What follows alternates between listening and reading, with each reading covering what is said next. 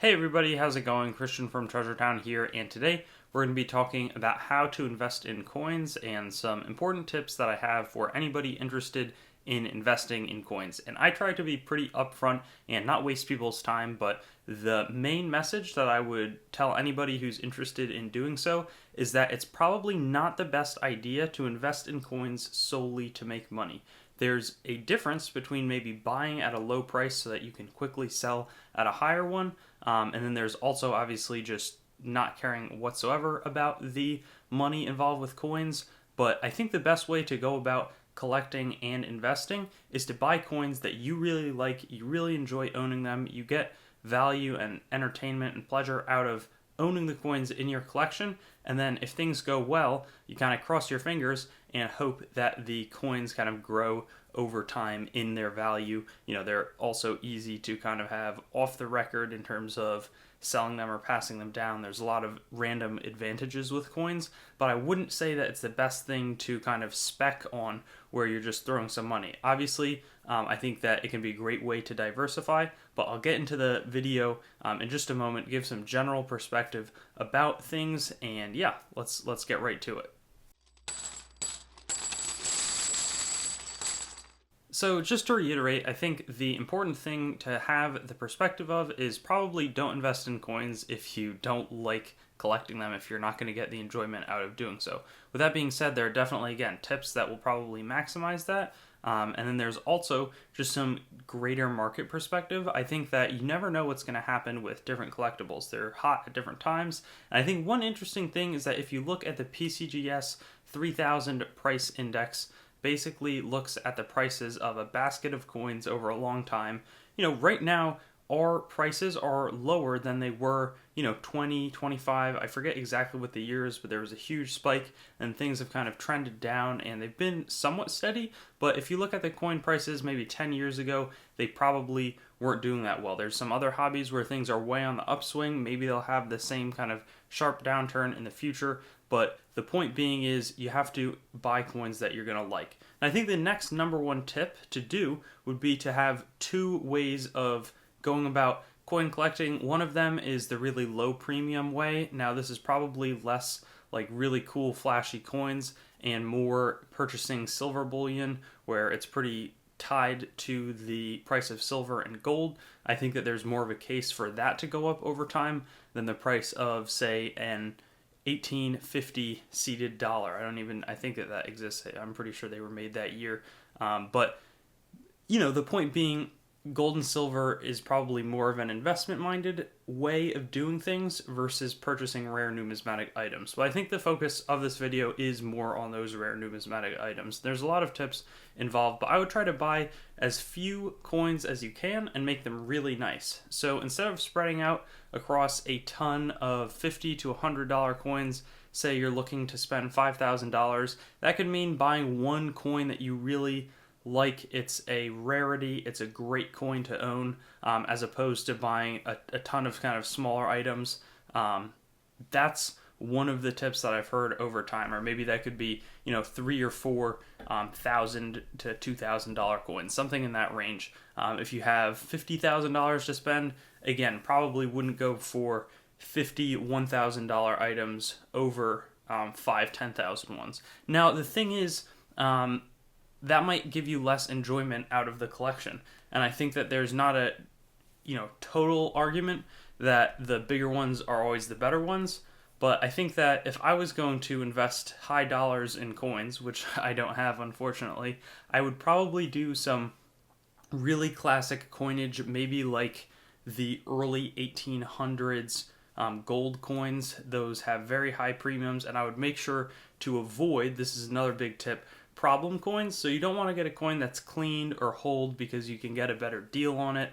It's probably better to go, I would personally try to buy something graded that's not a top pop coin, because there's a lot of inflation. There's people who collect in a set registry and they want to have the very best coin, and the values can decrease a lot if another coin gets, more coins over time appear in that same grade, rather buying, a nice, for those coins, I have to do my price research. I don't think that the mint state would be reasonable, but maybe it's a nice XF or AU coin instead of something that's really worn down. I like when I can see the details on the coins. That makes a difference for me. But that's one thing.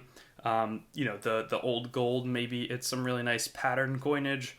Maybe it's an uncirculated, early 1800s silver. I think those are the types of coins that personally I would invest in terms of having a longer horizon and thinking about what's always going to be a classic rarity as opposed to things where if the other concern would be if the amount of people collecting go down, I would imagine that even, the really significant rarities are probably going to retain more of their value over time. And this is just my opinion. All of this is pretty much for entertainment, but just trying to compile some different perspectives that I've heard over time.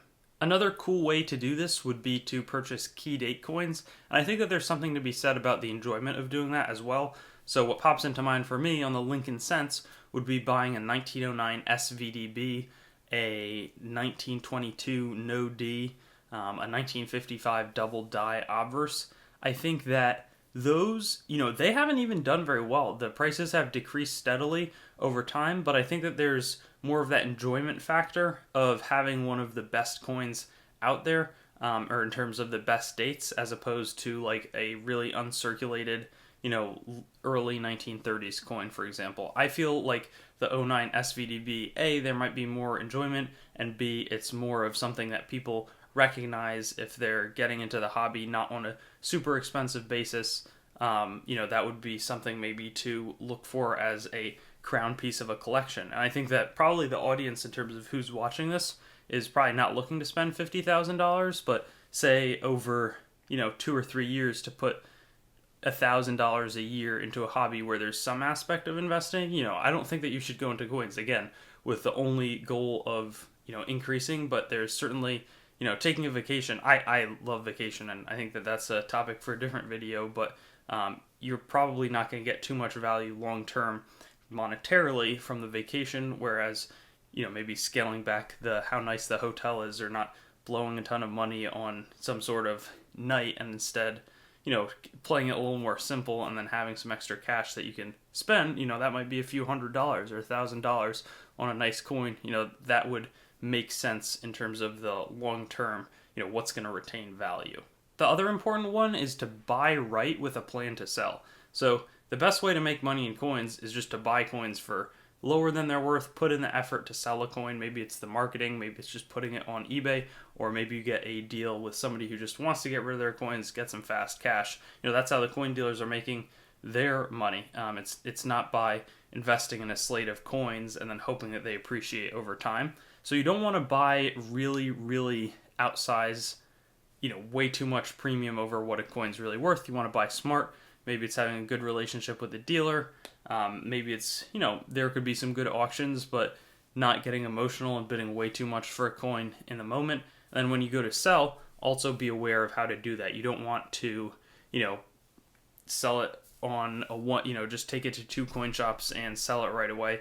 You're probably going to want to shop around if you can sell on your own and you're good about getting the seller protection on some of the online websites, or if it's a significant coin, maybe it's going to Heritage, or talking to a dealer and getting them to market it for you. There's a lot of kind of smart ways that you can go about selling it as opposed to just blowing it off really quickly. So I think that you can lose a lot of money on the buying and selling aspect side if you don't do it intelligently, and that's probably better than trying to pick a coin with an investment.